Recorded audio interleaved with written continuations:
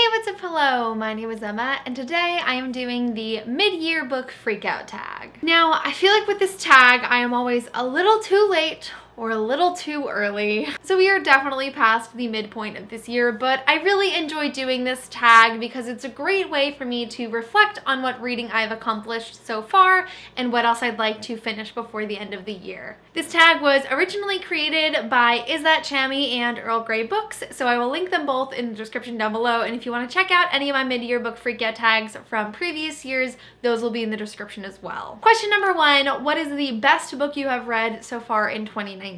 This shall come as no surprise to anyone. It is, of course, Daisy Jones and the Six by Taylor Jenkins Reid. This book follows a songwriter named Daisy Jones and a band called the Six, who are paired together to become the biggest band in the world in the 60s and 70s, and it is told through an oral history with interviews with the band of how they got together, what it was like at the top, and why they broke up. This was one of my most anticipated books of the year, and it did not disappoint. As soon as it came out, I listened to it on an audiobook, finished in 2 days, and proceeded to reread it again in 2 days. I literally loved every single thing about this book. I adore each of the characters as they are so multi-dimensional and their dynamics are extremely unique. I loved this band's storyline. I loved the glitz, the glamour, the drama. Daisy Jones and the Six is a one-of-a-kind story that I will cherish forever. I'm so glad I read it this year, and I'm pretty confident I'm gonna give it at least one more reread before the end of 2019. Question number 2 is the best sequel you've read so far in 2019.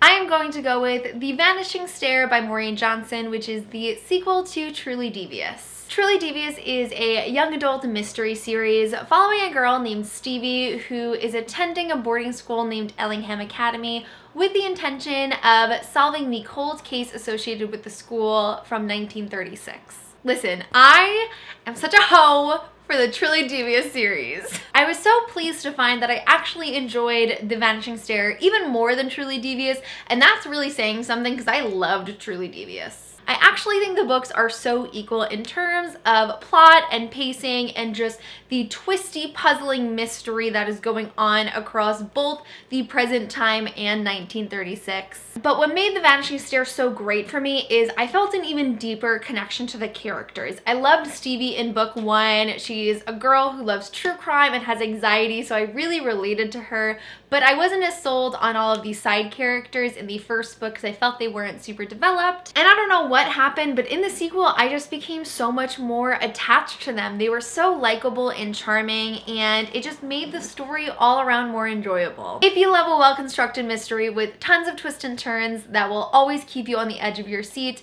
and especially one that is going to span multiple books, because usually I find thrillers to mostly be standalones, Truly Devious is something you are absolutely going to have to give a try. Question number 3 is a new release that you haven't read yet but want to. I am going to choose Something Like Gravity by Amber Smith.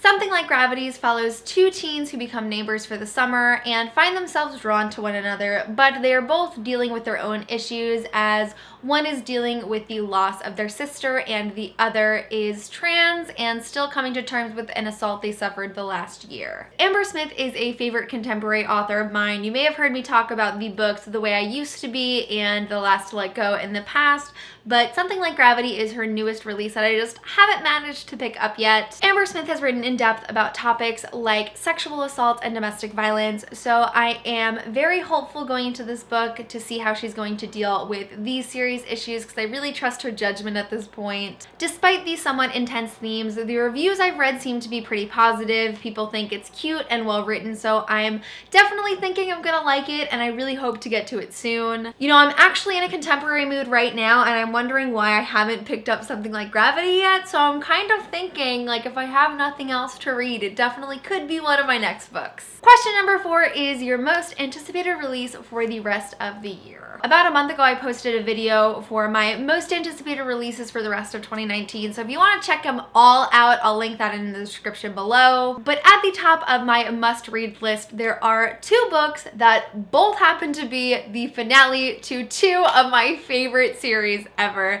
and that is Supernova by Marissa Meyer and The Toll by Neil Shusterman. fisherman. I'm not kidding when I say I love both of these series so much. I have full spoiler-filled reviews for the first 2 books in both of them. I'll link them down below if you want to catch up before they come out. Listen, this is gonna be a showdown like no other, and I'm really interested to see what you guys think is going to win. So in the comments below, I would love for you to officially place your bets for my favorite book of the year between Supernova, The Toll, and Daisy Jones and the Six. This favorite books of the year video is gonna be so good. Question number 5 is your biggest disappointment. I literally can't believe I have to talk about this book again. My least favorite book of the year, and probably of like the last 3 years, is Hidden Bodies by Caroline Kepnes, which is the sequel to the very famous novel and TV show You. I do not say this often, but this book sucked. It is so bad. Do not waste your time. There is just absolutely nothing good about it. I really liked You, and I was so excited when I found out that there was going to be a continuation to this story, but oh my god, I have never been so let down. Everything that was good about You, the complex, deeply flawed characters, the extremely twisted and thought-provoking narration, the suspenseful, adrenaline-pumping plot, all gone in the first page of this book. It was so watered down, every character was one-dimensional, and the plot was so ridiculous and uninteresting. Like, it was just like the biggest waste of time, and I'm so mad I read it. Question number 6 is your biggest surprise. For this one, I'm going to go with The Female of the Species by Mindy McGinnis. I picked this book up because I wanted to make a list of feminist book recommendations for International Women's Month in February, and I had a feeling that I would be interested in it because I know it's like a highly coveted book on the online book community, but I just did not expect to love it as much as I did. I actually flew through the audiobook because I got so engrossed in the story, and then a month later, I'm still thinking about this book, but I'm starting to get upset with myself because I feel like I didn't retain enough of the story, so I decided to read it again. The Female of the Species is about a vigilante feminist in a small town, and it is just a book that is built on a lot of discussion about sexual assault, sexism, rape culture, and misogyny. I was just so surprised with how authentic and well-rounded all of the characters were. They felt super realistic, and I got attached to all of them immensely quickly. I feel it's very unique because it has like this dark, chilling, suspenseful feeling and atmosphere all throughout the story, which makes it feel very suspenseful and exciting. It was a great read. I'm so happy I read it, and I can't wait to read more from Mindy McGinnis in the future. Question number 7 is your favorite new author, whether that is a debut author or one that is new to you. I am going to go with Tiffany D. Jackson, who is the author of allegedly Monday's Not Coming and Let Me Hear a Rhyme. For this question, I wanted to pick an author that I could actually consider a favorite, and to me that meant someone who I had read multiple books from. So it just so happened that I did read 2 books from Tiffany D. Jackson so far this year, and I really enjoyed both of them. Monday's Not Coming is all about a girl named Claudia whose best friend goes missing and no one seems to care. And Let Me Hear a Rhyme follows 2 friends whose other friend was recently killed, and he was a very talented rapper whose music never got into the world, so they team up with his younger sister in order to anonymously spread his music around and make him famous. Between the two, I'd say Let Me Hear a Rhyme is my favorite, from the 1990s setting to the hip-hop influence and just like the excitement of like building this anonymous artist from scratch was just super fun and entertaining. But on the other hand, Monday's Not Coming is very deep, dark, and emotional, and so while the 2 books are very different, I really enjoyed them both. And as I've also gotten to meet Tiffany D. Jackson a few times since reading her books, I just definitely consider her a new favorite author of mine, and I'm super pumped for whatever she comes out with next. Question number 7 is new fictional crush. It has been a while since I found myself a new fictional girlfriend. I would say the last one that really stole my heart is Nova Artino from the Renegade series, but that was until I met Louise LeBlanc from Serpent and Dove by Shelby Mahurin. Serpent and Dove comes out on September 3rd, and it is already one of my favorite books of the year. It is a 17th century France-inspired fantasy that follows a witch and a witch hunter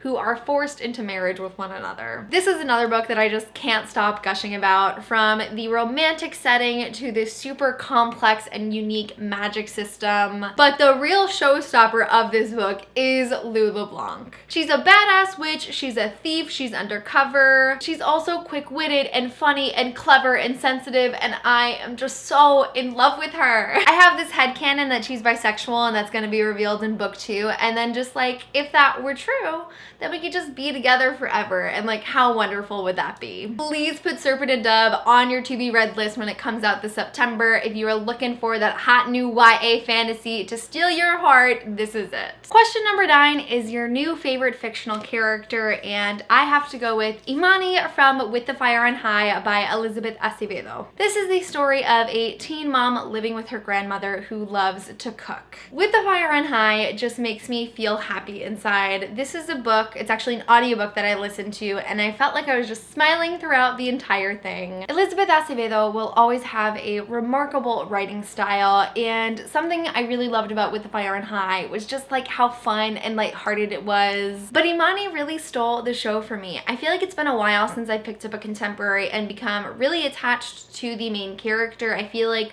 lately I've been more attached to stories, which is a great thing. She is kind-hearted, sweet, responsible, and talented, but she's also a little bit fiery and feisty, stubborn, and doesn't like to play by other people's rules. She's just a real charmer with like a bubbly, intriguing personality, and she made the book an absolute delight to read. If you are looking for a great contemporary summer read, With the Fire on High is at the top of my recommendations list. Question number 10 is a book that made you cry. How could I choose anything else besides King of Fools by Amanda Foody, which is the sequel to Ace of Shades?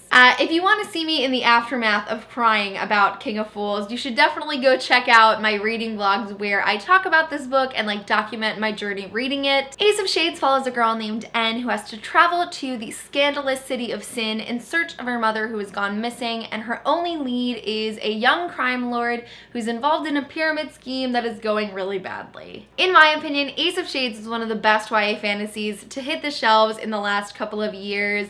The characters are super diverse and dynamic. The magic system is so wildly complex and layered, I couldn't even describe it all for you. It's something you really have to experience yourselves. The plot is so exhilarating, and King of Fools absolutely did not disappoint. The ending of this book really blew me away, and it was like one of the best conclusions to a book I have read in such a long time. Every time I thought the book was getting ready to wrap up and save things for the final installment, something else would happen that would just throw the entire book off course, and I would have no idea how things were going to get resolved until the very end, where shit just exploded. It is literally the perfect blend of exciting and devastating. I still cannot believe Amanda Foody decided to end this book this way, and it just makes me so incredibly excited for the final installment to come out next year. Please read Ace of Shades. It's so good, I promise you. Question number 11 is a book that made you happy. I of course have to choose The Red Scrolls of Magic by Cassandra Clare and Wesley Chu. Before y'all go leaving comments, I promise you I am so close to finishing my full spoiler-filled review of Red Scrolls of Magic. I've been working on it forever because I have to balance school and all the other videos I need to complete before I have time to dedicate to a review, but I'm really close to going through all my notes and being done and filming it, so like I really hope it's coming before the end of the year. But like in the meantime though, I do have a spoiler-free reading vlog that you can check out in the description if you want. The Red Scrolls of Magic is the first in a new spin-off series from the Mortal Instruments. It follows a shadow hunter named Alec Lightwood and his warlock boyfriend named Magnus Bane as they embark on a vacation tour across Europe. But the new couple's romantic getaway comes to a screeching stop when Magnus is accused of starting a cult many years ago that he doesn't remember beginning. What I love about Red Scrolls of Magic is that it just fits so perfectly into the world and feeling of the Mortal Instruments series. Every book in the Shadowhunter Chronicles is of course set in the same world, but they all have their own distinctive feeling and vibe based on the time period as well as the content of the story. But one way that the Mortal Instruments stands out from the Infernal Devices and the Dark Artifices is because it's a little bit more lighthearted and fun. It's not as dark as some of the other series, it's very colorful, and it just transported me right back into the feeling and atmosphere of my favorite series of all time. I love watching the relationship between Alec and Magnus develop because it's not something that gets a ton of focus in the original series, but now we have a whole series dedicated to their love story and the adventures they go on together, and I could not be more hyped about it. It's most definitely not my favorite book in the Shadowhunter Chronicles, but it was fun, it made me laugh and smile, and I felt all warm and fuzzy inside with every page, which is exactly what I wanted from the story. Question number 12 is the most beautiful book you have bought or received this year. Well, if we're gonna judge books by their cover, one that completely stuns me every time I look at it is Wilder Girls by Rory Power. Can we just take a moment for this close-up? Like, look at that illustration, it's incredible. I just adore the use of color, texture, and shading on this cover. It is truly one of the best book covers I've seen in such a long time. I actually have read Wilder Girls, and I'm sad to say I did not like it as much as I was hoping to. This is a book that was super hyped, and like everyone was giving it 5 stars left and right. And don't get me wrong, I still feel like it was a good book. I genuinely enjoyed a lot of it. It's just that I loved it so much in the beginning, but the further I got into it, the more problems I found with it, and I probably settled on a rating of like 3 out of 5 stars. So I still liked it, and I would definitely recommend it because I think I'm the outlier here, but it just wasn't up to my expectations that I had formed before reading. But like still, this is genuinely the most beautiful cover I've ever seen. And finally, question number 13, what books do I need to get to before the end of the year? I feel like the majority of books I'm like dying to read are the few that I'm waiting to come out by the end of the year. So I'm just gonna pick one Backless title that I'm really hoping to get to before the end of the year, and that is The Darkest Legacy by Alexandra Bracken. This is technically the 4th book in the Darkest Mind series, which was originally a trilogy. This book was published probably like 4 or 5 years after the conclusion. The protagonist is actually a different character from the Darkest Mind series. Her name is Zoo, and it takes place 5 years after the first conclusion, and it's all about her sort of being on the run from the government again. I actually just listened to all 3 audiobooks of the Darkest Minds trilogy because it was one of my favorite series of the past, and it still holds up today. So I decided to give it a reread before hopefully diving into The Darkest Legacy sometime soon. I'm always a little skeptical when it comes to sequels, prequels, and spin-offs that are written multiple years after a series has concluded, because I'm like, did we need this? But I'm really hopeful that The Darkest Legacy holds up. I think Alexandra Bracken is an extremely talented author. I've loved so much I've read from her, and definitely keep your eyes out for my thoughts on The Darkest Legacy when I finally get to it this year. So that is the mid-year book freakout tag for 2019. I really hope you guys enjoyed learning more about the books that I have read this year and getting a little mid-year wrap up. I'm not going to tag anyone specifically, but if you are someone like myself who just hasn't found the time to film it when it was appropriate, now you are tagged. Feel free to do it late like myself. And in the comments below, give me a little mid-year reading wrap-up of your own. I'd love to know what your favorite book of the year has been so far and your least favorite. But that is it for this video. Thank you guys so much for watching, and I'll see you soon for a new one. Bye!